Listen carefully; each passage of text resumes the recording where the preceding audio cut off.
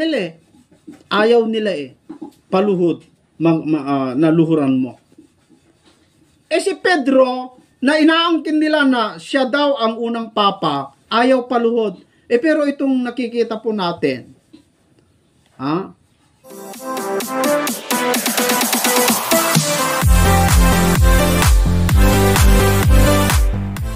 meron pong sinabi ni San Ignacio na ganito mga kaibigan. Sabi niya, sinabi ba ni Jesus sa mga apostol na isulat ang Biblia? So para kay Ignacio tayo, San Ignacio tayo, parang hindi sila naniniwala na pinasulat ng Diyos ang mga propeta at ang mga apostol ng Biblia. Kung hindi pala kayo naniniwala, ba't nyo inaangkin na kayo nag-compile? So ibig bang sabihin, galing lang sa inyong kokote ang Biblia, mga kaibigan? Ito ay tila kakaiba dahil maraming mga Kristiyano, lalo na ang mga evangelical, ay naniniwala na ang pangunahing paraan upang makilala si Jesus ay sa pamamagitan ng isang aklat. Hindi lang isang aklat ang Biblia.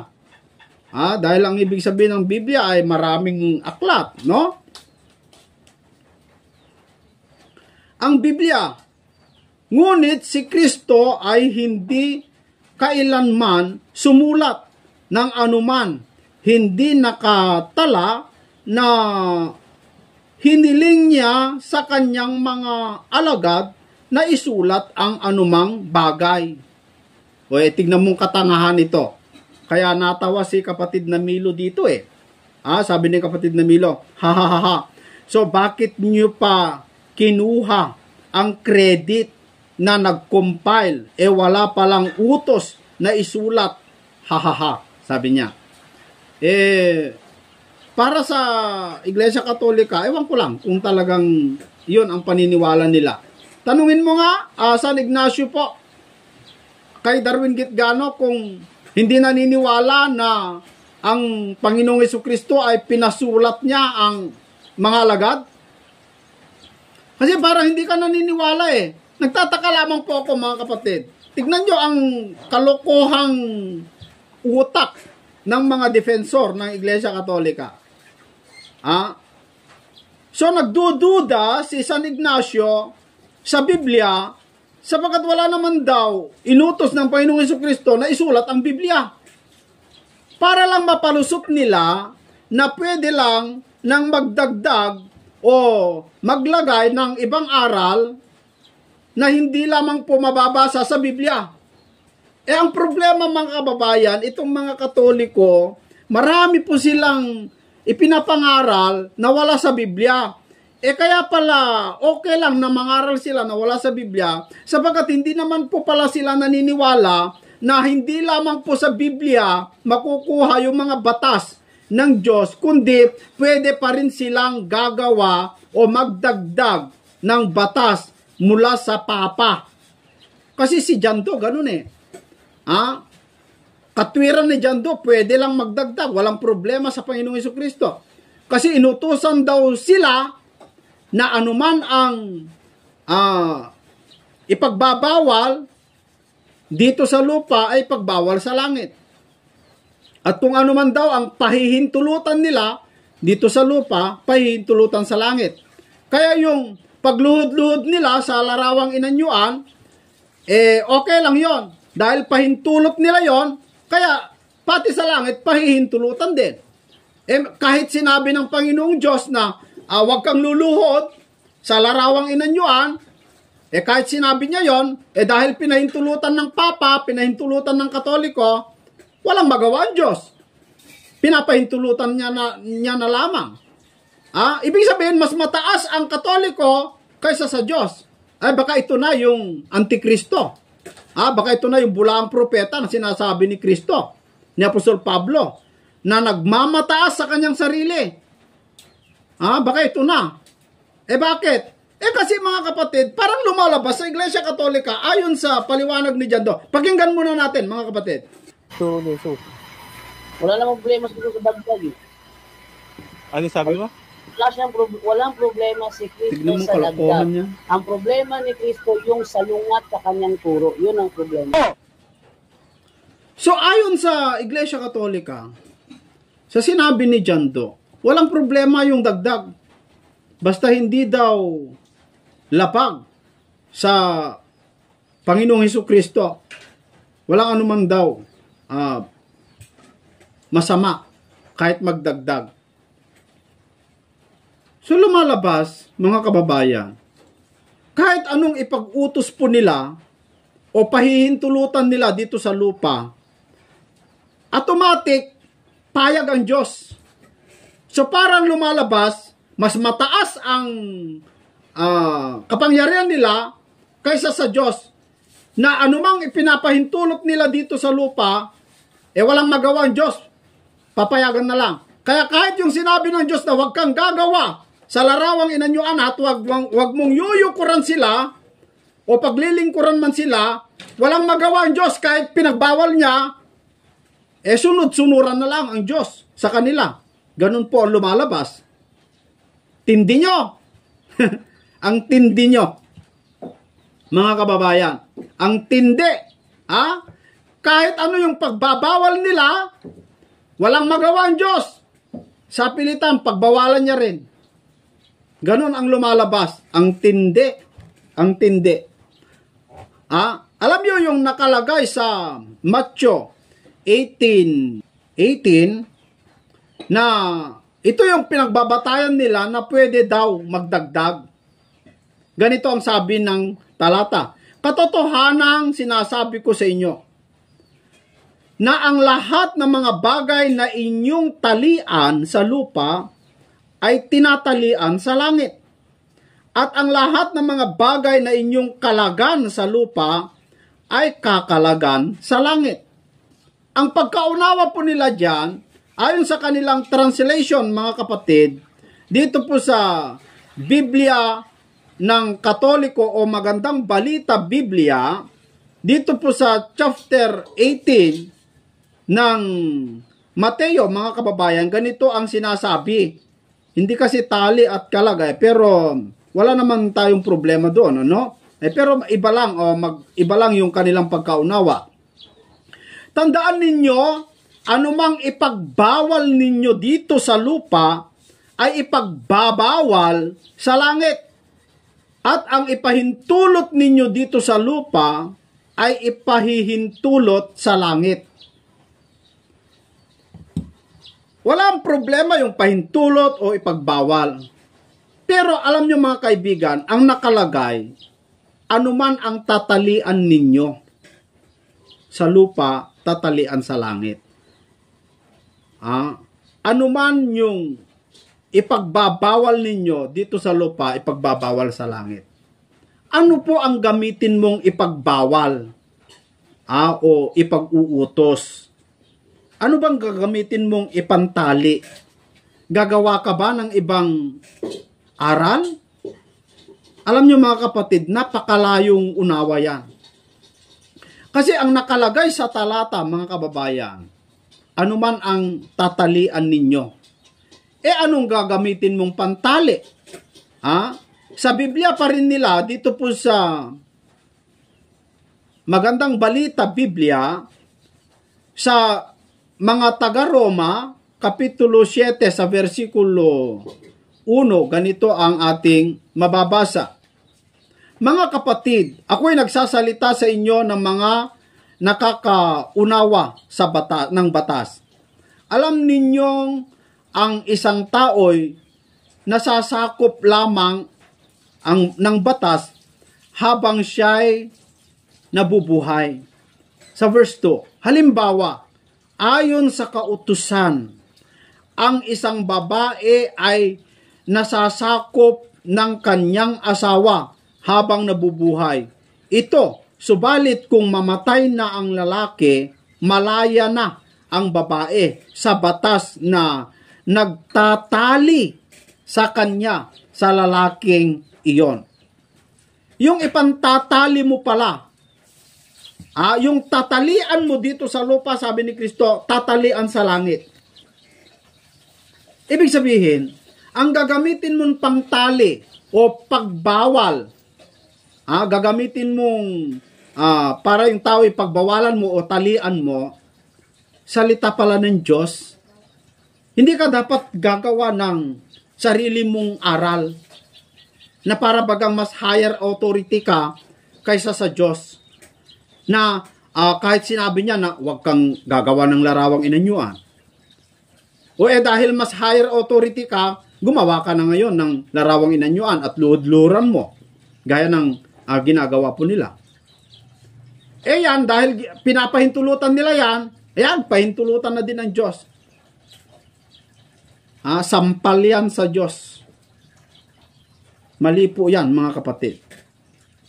Si San Ignacio naman, mga kababayan, ay hindi po naniniwala na ang Diyos payag na sumulat ang mga apostol. Dahil wala naman daw mababasa sa Biblia na si Kristo pinagsulat niya ang mga apostol. Yan kasi ang problema kung hindi ka nagbabasa sa Biblia ang Diyos nga mismo, yung 10 utos, sinulat niya yung mga propeta, sino nagpasulat doon?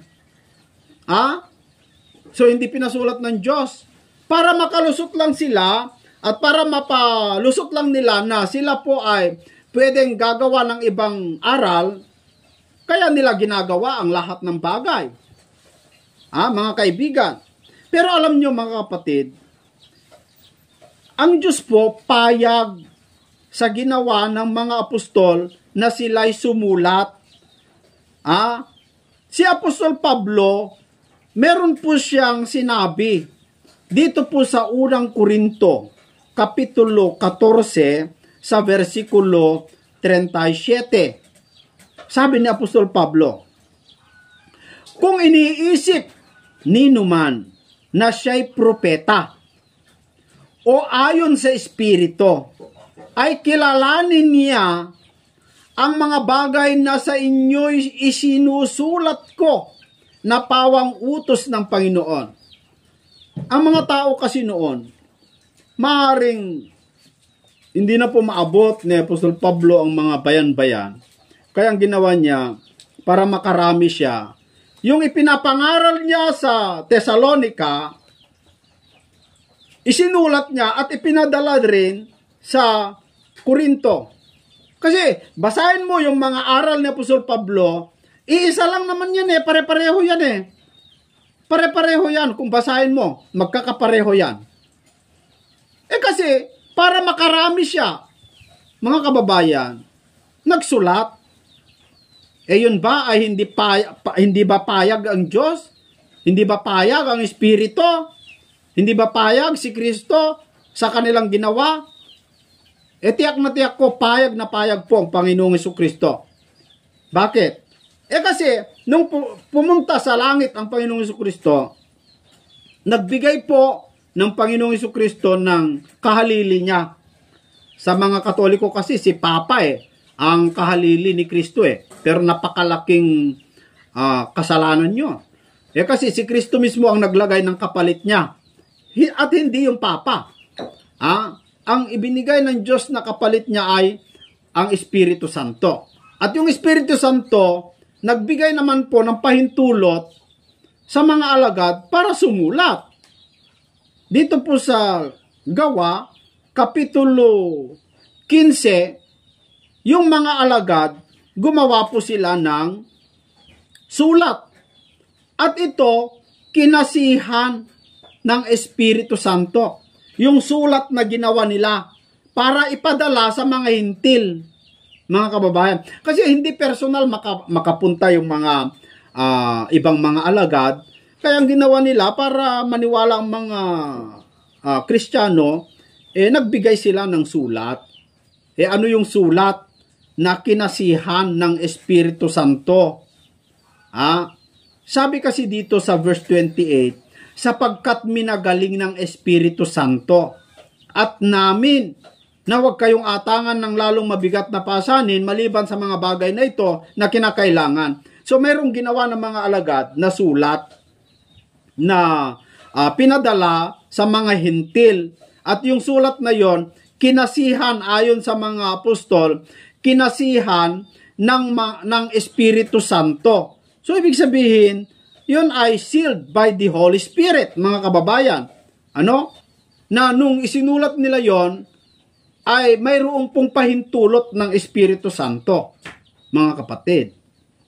At ito, para mas malinaw, mga kababayan, na talagang payag po ang Diyos at ang Panginoong Jesucristo na ang mga apostol ay sumulat. Sabi dito po sa Apokalipsis, makinig ka, San Ignacio. Ang sumulat sa Apokalipsis ay si Juan. Si Juan, John the Beloved. Siya yung sumulat sa Apokalipsis. Sino nag-utos sa kanya para isulat? San Ignacio. Sino nag-utos kay Juan para isulat ang Revelation? Ito kasi ang problema, hindi kayo nagbabasa eh. Sabi dito sa verse 1, ang Apokalipsis ni Jesucristo o ang pahayag ni Jesucristo na ibinigay ng Diyos sa Kanya upang ipahayag sa Kanyang mga alipin. Sa makatuwid ay ang mga bagay na nararapat mangyaring madali. At paano ginawa ng Panginoong Jesucristo? Paano niya ipinahayag? At Kanyang ipinadala at ipinaalam sa pamamagitan ng Kanyang anghel sa Kanyang alipin na si Juan. Yan. Na si Juan. Sa verse 3, mapalad ang bumabasa. Ano yung binabasa ni Juan? Yung napapakinggan niya? Anong logic yon? Bakit sinabi ni Juan, mapalad ang bumabasa? Kasi may nakasulat. San Ignacio, kasi may nakasulat. Kaya sinabi niya, mapalad ang bumabasa. Ano pa? At ang nakikinig ng mga salita ng hula. Hula pala yon, nakasulat. Kaya mapalad ang bumabasa. So, hindi ka naniniwala na pinasulat ng Diyos yan. At tumutupad ng mga bagay na nangasusulat doon sapagkat ang panahoy malapit na. O, di may nakasulat? Yung pahayag ng Diyos sa ating Panginoong Jesucristo, pinadala sa anghel. O, sa pamamagitan ng anghel, sinabi niya kay Juan. O ano sabi ng anghel? Kay Juan.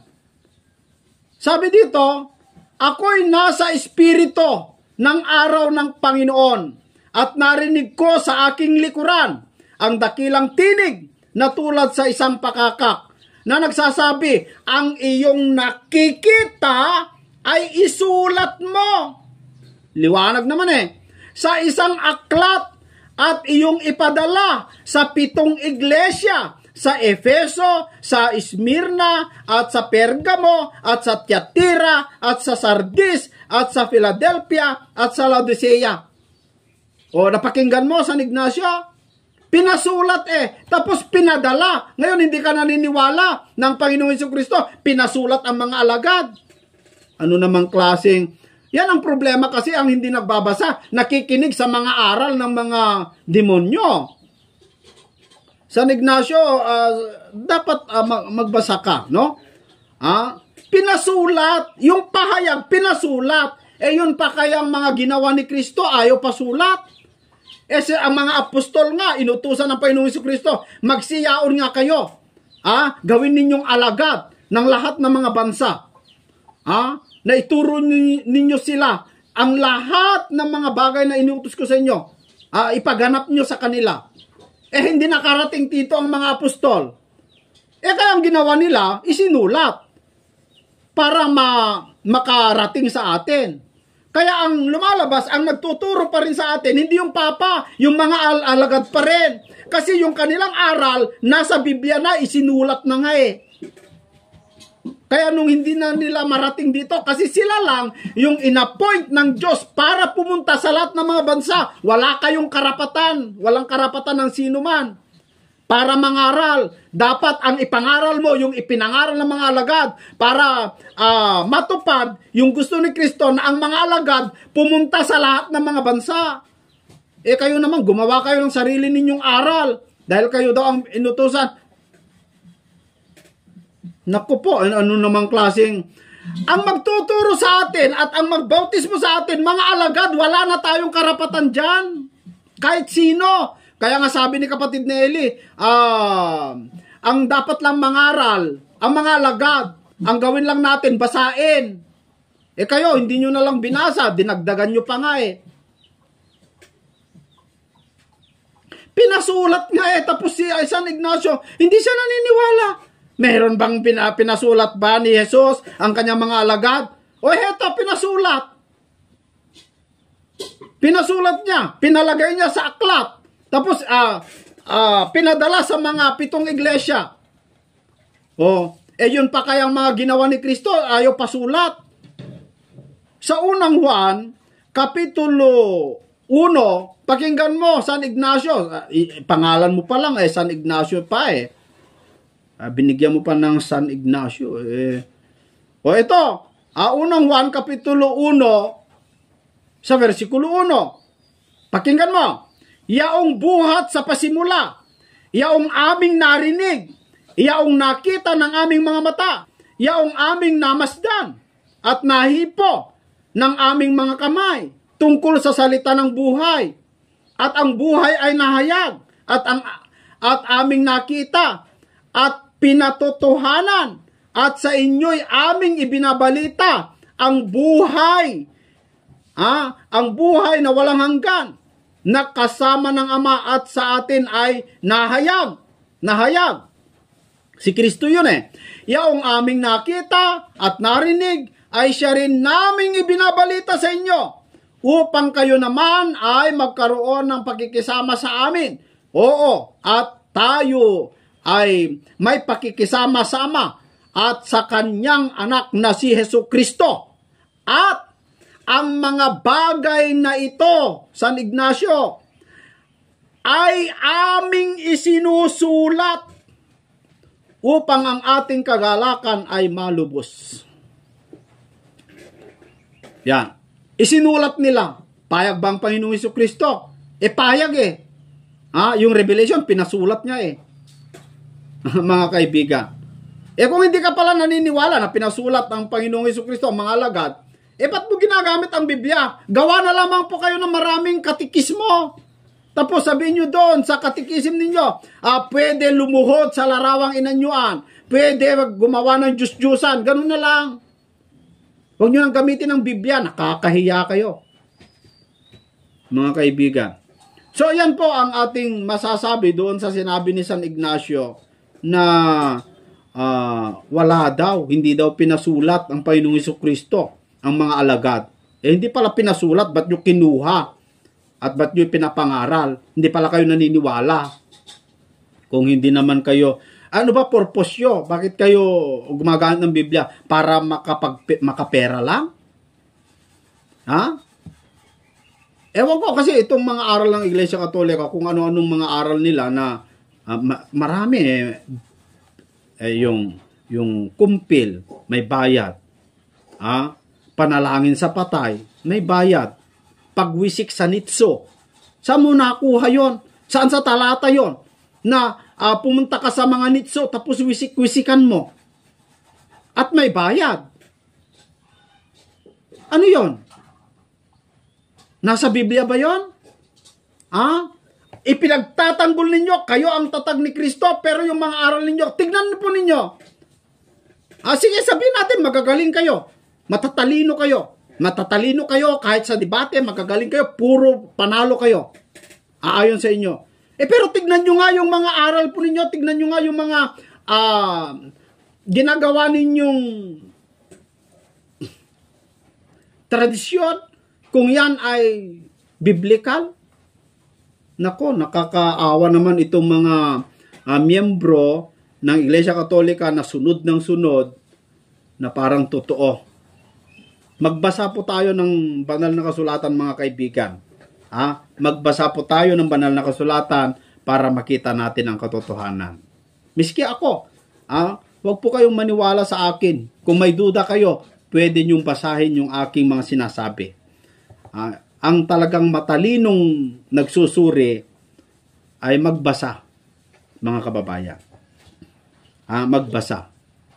Huwag kang gagawa ng ribulto. Alam nyo, si Pedro, kung nakikita po ninyo itong video ng Santo Papa, ayon po sa mga Katoliko, si Pedro daw ang unang papa nila. Nagtataka lamang po ako, kung unang papa si Pedro, bakit ang ginagawa nila sa papa, luhod sila ng luhod? Si Pedro, ayaw naman siyang niluluhuran. Kasi, noong si Cornelio ay lumuhod kay Pedro, ang sabi ni Pedro, "Huwag mong gawin yan. Ako man ay tao din. Sa Diyos mo dapat gawin yan." Miski ang mga anghel ayaw nila paluhod, naluhuran mo. Si Pedro, na inaangkin nila na siya daw ang unang papa, ayaw paluhod. Pero itong nakikita po natin, niluluhuran, binuhat-buhat. Sobrang galang yan. Magkaiba naman, si Pedro naman, sasambahin ayaw ng Diyos yun. Yung ginagawa nila sa papa, hindi naman pagsambayan, paggalang. Si Cornelio, kung nag-iisip lamang po kayo, Jandok, sabi mo, magaling kang sa logic. I-logic mo ito. Si Cornelio, gusto niyang sambahin si Pedro. Si Cornelio, yung gagawin niya paggalang kay Pedro dahil yun ay apostol ng Diyos. Alam ni Cornelio na merong Diyos. Nananalangin nga siya sa Diyos pero yung gagawin niya kay Pedro, hindi para sambahin bilang Diyos dahil mayroong Diyos. Si Cornelio, meron siyang Diyos na yun po yung Diyos ng Israel. Kaya yung pagluhod niya sana kay Pedro, hindi pagluhod bilang Diyos si Pedro, kundi bilang respeto niya kay Pedro. Kasi alam ni Cornelio, may Diyos siya siya nga pa ang nag-utos na puntahan nyo si Pedro. Puntahan nyo. Pinatawag nga Alam ni Cornelio na si Pedro ay alagad ng Diyos. Kaya nga malaki ang respeto niya. Kaya lumuhod nga sa kanya lumuhod ba para sambahin bilang isang Diyos? Hindi. Ang ayaw ng Diyos, yung lumuhod ka na itinuturing mong yung ribulto, siya yung Diyos. Na yun ay ribulto ni Jesus o yun ay larawan ng Diyos. Mali po yun. Pero si Cornelio, yung kanyang gagawing pagluhod kay Pedro para igalang dahil alam ni Cornelio na yun po ay alagad ng Diyos. Pero si Pedro, mga kaibigan, ayaw paluhod. Miski nga mga alagad si Pablo nga nung nakagawa ng milagro, nakagawa siya ng milagro, gustong alayan, mag-alay yung mga alagad ni Jupiter, mag-alay sila ng bulaklak kay Pablo, ayaw niya hindi ba naman para sambahin si Pablo, kundi bigyan sila ng galang. Kasi ganun ang ginagawa mga mayor nga, pag magsalita may mga bulaklak na ilalagay sa leeg mga kababayan. Pero si Pablo ayaw niya, mga kapatid. Kasi yung parangal na ibinibigay kay Pablo, hindi siya karapat-dapat. Hindi dahil nakapagpagaling siya ng may sakit, ay siya nang dapat parangalan. Ang gusto ni Pablo, nung nakagawa siya milagro na yung pilay ay lumakad, dapat ang tao, ang kanilang purihin, ang Diyos, dahil hindi naman si Pablo ang gumawa, kundi ang Diyos, mga kababayan. Kaya, hindi siya karapat dapat tumanggap. Kaya, dapat sana, mga kababayan, kung tungkol sa pananampalataya, ay huwag naman umabot yung punto na parang grabe na yung pagsamba mo. No? Mga kapatid. So, alam nyo, mga kababayan, dito pa lang, maraming palpak na talaga eh. Marami talagang palpak. So, maraming salamat po, mga kapatid. Dito muna tayo, no? Hanggang dito muna tayo. Mag-subscribe po kayo, mga kapatid, para mag-notify sa inyo yung mga video na ating i-upload. Hanggang sa muli po, dito sa programang Expose the Truth.